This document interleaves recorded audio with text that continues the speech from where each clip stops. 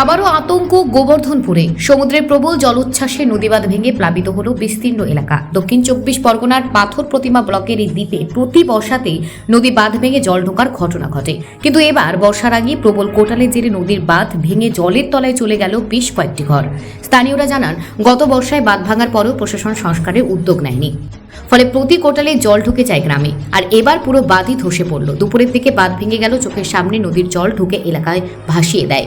বহু মানুষ ঘর ছাড়া, নষ্ট হয়েছে খাদ্যশস্য ও গবাদি পশুর খাবার। স্থানীয়দের ক্ষোভ, বারবার বলার পরও প্রশাসন কর্ণপাত করেনি। এবারও দ্রুত বাঁধ সংস্কারের দাবি তুলেছেন তারা। সরকারি উদ্যোগ না নিলে আবারও বড় বিপর্যয়ের আশঙ্কা করছেন বাসিন্দারা। Bureau report, news prime Times. নিয়ে খুব আতঙ্কে আছি। আমরা চাইছি যেন আমাদের সুব্যবস্থা হয়। আমরা এটাই সবার কাছে কামনা করছি, আমাদের যেন সুব্যবস্থা করে দেয়। কখন থেকে জলগুলো ঢুকছে? এটা কাল থেকেই জল ঢুকছে আমাদের এখানে। কাল থেকে এমনিতে বর্ষাকাল থেকে জল ঢুকে, কিন্তু কাল থেকে বেশি আমাদের জল হচ্ছে। নদীবাঁধ ভেঙে আজকের এক সপ্তাহ পরপর জলটা আসছে। আজকের আমাদের বাড়িতে এসে ঢুকে গেছে। আমরা আজকের এই বাড়িতে আছি এখনও, ছেলে মেয়ে হাঁস মুরগ সব নিয়ে এখানে আছি। এখানে রাস্তায় এখন দাঁড়িয়ে যেতে হবে, আর তো বাড়িতে ঢুকতে পারবো না, যা জল জমে গেছে। আমাদের বাড়িতেই রাস্তায় গিয়ে দাঁড়াতে হবে। এমনি কাউকে কোনো সরকারি কোনো সাহায্য পেয়েছে? আমাদের কাছে এখনো কিছু পাইনি। আমরা এখনো সরকারি কোনো সাহায্য পাইনি। আপনার নাম? আমার নাম অর্চনা মাইতি, গোবর্ধনপুর বাড়ি। স্বামীর নাম রাজু লোচন মাইতি। এই যে প্রায় 50 বছর আগে থেকে এই গ্রাম কেন আমাদের এই চিপলটের বহু জায়গায় ভাঙছে, এই জনপদটি আগামী দিনে থাকবে কিনা যথেষ্ট সন্দেহ। আমরা মনে করি 50 বছর আগের থেকে যে অভিজ্ঞতা, এখানকার মানুষের একটা অভিজ্ঞতা আছে এখানে কিভাবে বাঁধ তৈরি করলে এই সমুদ্রের ঝড় তুফানকে রক্ষা করা যায়, কিন্তু কখনো গ্রামবাসীদের মতামত কিংবা গ্রামবাসীদের অভিজ্ঞতা কখনো নেওয়া হয় না।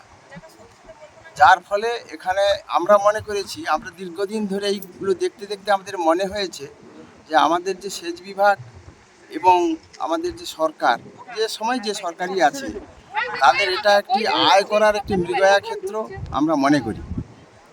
কেননা যে সময় বাঁধ করলে এই সমুদ্রের উপকূলে বাঁধ হওয়া সম্ভব, তখন কিন্তু বাঁধ করা হয় না।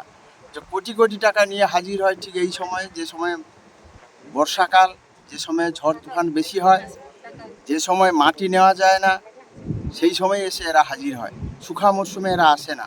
ফলে আমরা দীর্ঘদিন ধরে দাবি করে আসছি যে শুখা মরশুমে কাজ হোক, বিজ্ঞানসম্মতভাবে কাজ হোক, এবং এলাকার মানুষের একটা অভিজ্ঞতা নিয়ে এবং প্রযুক্তিবিদদের অভিজ্ঞতা নিয়ে সব মিলিয়ে এখানে যদি কাজ হয়, তাহলে কিন্তু এখানে বাঁধ টেকানো সম্ভব, এই জনপদগুলো রক্ষা করা সম্ভব।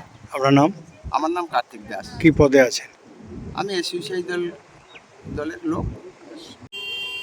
আমরা এই বিষয়টা বারংবার দেখেছি যে গোবর্ধনপুর এমন একটা জায়গায় পরপর চলে আসছে যে ভার্নাবুল পয়েন্টটা তৈরি হয়েছে। আপনারা সকলেই ইতিমধ্যে জানেন যে গোবর্ধনপুরকে ঠেকানোর জন্য পশ্চিমবঙ্গ সরকার এবং সুন্দরবনের যে রিজিয়ন আছে, সবচেয়ে মনে হয় কোর রিজিয়ন এই জায়গাটা, এটাকে সবাই খুব চেষ্টা করছে যাতে করে এই ভার্নাবুল পয়েন্টটাকে ঠেকানো যায়। কেননা অদূর ভবিষ্যতে এই জায়গাটাকে যদি না ঠেকাতে পারে, তাহলে এই সমস্ত সুন্দরবনের যে দক্ষিণবঙ্গের যে জায়গাগুলো, এগুলো নিশ্চিহ্ন হয়ে যাবে।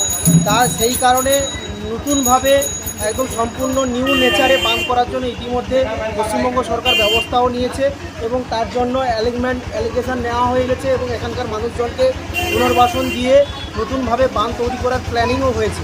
কিন্তু আমরা প্রকৃতির যে করাল গাছ সবসময় রূপ চেঞ্জ করে সুন্দরবনের উপর যেভাবে আছড়ে পড়ছে, তার কারণে যেভাবে এত সুন্দর নদী বাঁধও নষ্ট হয়ে গেছে, সেটা সবাই দেখেছেন।